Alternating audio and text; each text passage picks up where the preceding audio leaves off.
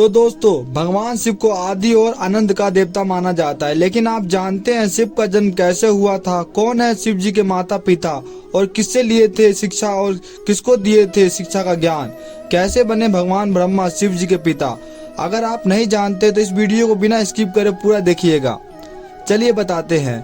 हिंदू धर्म में कुल 4 वेद है और 18 पुराण है, और इन पुराणों में देवी देवताओं का जन्म से लेकर उनके अवतारों का वर्णन किया गया है।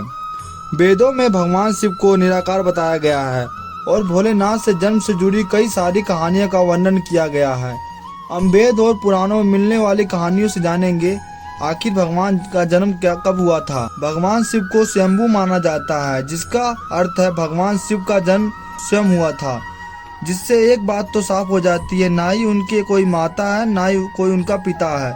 इस कारण भगवान शिव को आदि और अंत से कोई संबंध नहीं है। वह काल और मृत्यु से बिल्कुल ही परे है, यानी उनकी मृत्यु कभी नहीं हो सकती है।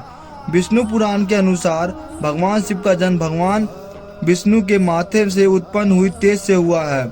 माथे के तेज से जन्म होने के कारण भगवान शंकर सदैव योग मृदा में रहते हैं। इतना ही नहीं, विष्णु पुराण में वर्णित भगवान शिव के जन्म और उनके बालपन का एकमात्र वर्णन यही मिलता है।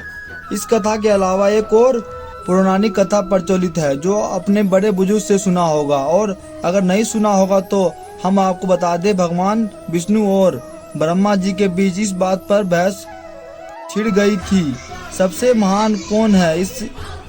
इस बात को लेकर जब दोनों आपस में बहस कर रहे थे, तब ही एक खंबे का रूप में महादेव इनके बीच में आ गए और वह दोनों इस रहस्य को समझ नहीं पाए। तभी अचानक से एक आवाज आई जिसमें कहा गया कि जो भी इस खंबे का छोर ढूंढ लेगा वही सबसे महान कहलाएगा। यह सुनते हुए ब्रह्मा जी ने एक पक्षी का रूप लिया और खंबे का ऊपरी हिस्सा ढूंढने निकल गए थे।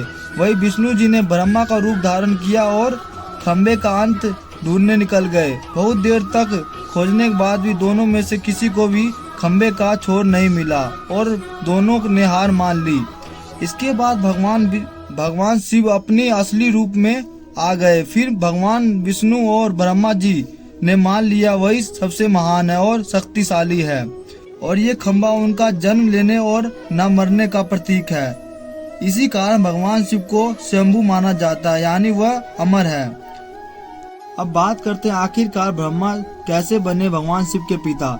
शिव जी का जन्म के पीछे की इस पूरी कहानी की बात करें तो कुछ इस प्रकार है। जब संपूर्ण ब्रह्मांड, धरती का आकाश, पाताल, जल मगन था, उस समय ब्रह्मा विष्णु महेश के अलावा कोई भी अस्तित्व नहीं था। उस दौरान केवल भगवान विष्णु ही थे जो जल में शेष नाग पर विश्राम करते नजर आ रहे थे। तब ब्रह्मा जी भगवान विष्णु के नाम से प्रकट हुए और फिर भगवान शिव प्रकट हुए। ब्रह्मा जी ने शिव जी को देखा तो पहचानने से साफ इनकार कर दिया। ब्रह्मा जी के यह इनकार से विष्णु जी को यही भय सताने लगा कि कहीं शिव जी रूठ न जाए, जिस कारण उन्होंने ब्रह्मा जी की दिव्य दृष्टि प्रदान की, जिससे उन्होंने शिव जी के बारे में स्मरण हो गया कि सब कुछ स्मरण होते ही ब्रह्मा जी को अपनी गलती का आभास हुआ और उन्होंने शिव जी से माफी मांगी। साथ ही ब्रह्मा जी ने शिव जी के अपने पुत्र के रूप में जन्म लेने का वरदान मांगा। भगवान शिव जी ने ब्रह्मा जी को माफ करते हुए उन्होंने वरदान प्राप्त किया। पर इसके बाद भी जब ब्रह्मा जी ने संसार की रचना करना आरंभ किया, तब उन्होंने एक बच्चे की जरूरत पड़ी और उन्हें भगवान शिव से मिला वरदान याद आया, और वरदान को पाने के लिए उन्होंने तपस्या की और फिर एक रोता हुआ बालक उनके गोद में प्रकट हो गया।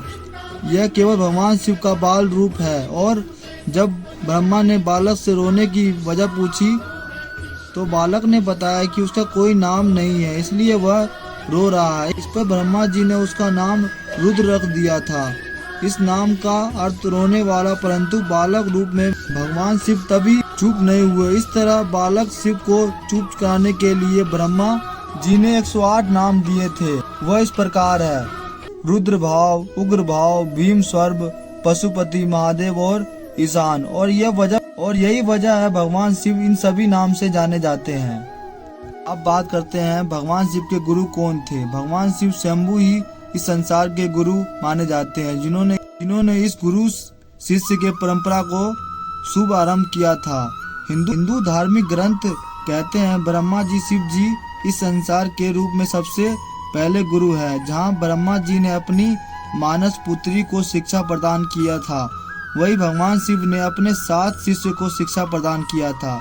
इन्हीं 7 शिष्य को बाद भी शब्द राशिया का दर्जा दिया गया है। तो दोस्तों, आपको हमारी वीडियो अच्छी लगी हो तो वीडियो को लाइक जरूर कीजिएगा और कमेंट में बताइएगा वीडियो कैसी लगी।